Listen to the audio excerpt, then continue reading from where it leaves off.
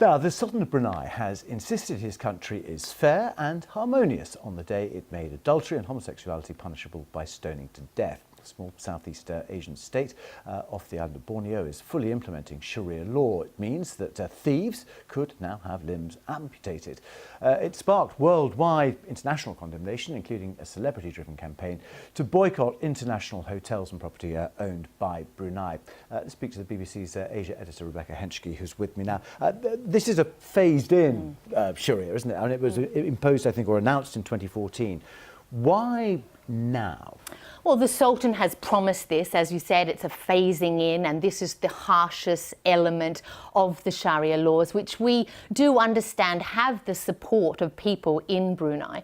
The Sultan himself, 72-year-old leader, he does keep a very firm grip of this oil-rich nation. At the same time, we're hearing from analysts that the oil is running out. The Sultan is worried about rising crime in what is a very peaceful country. He wants to make sure he's seen as a firm and tough leader, and by using Islam as a way to do that, he thinks he's onto an effective strategy. Only 2/3, I think, of the population, still a majority, of course, are Muslim.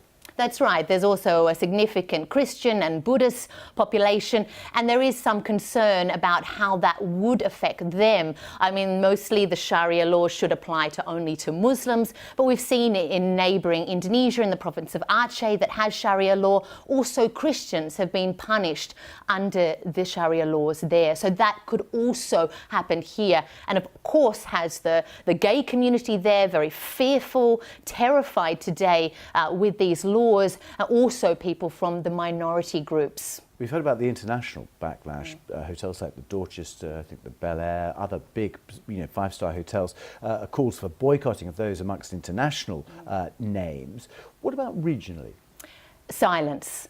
A deafening silence from ASEAN, from countries like Indonesia and Malaysia that neighbour this tiny nation. Those countries themselves have been seeing rising homophobia. They also have laws in Malaysia that make homosexuality illegal. Indonesia also moving in that direction. And we see the caning of 2 gay men in Aceh last year. So ASEAN, of course, famous for its non-interference, but I think very significant today as we are hearing a lot about the American reaction, the UN's condemnation, that Asian neighbours are saying nothing. OK, Rebecca, thank you very much indeed, Rebecca Henschke.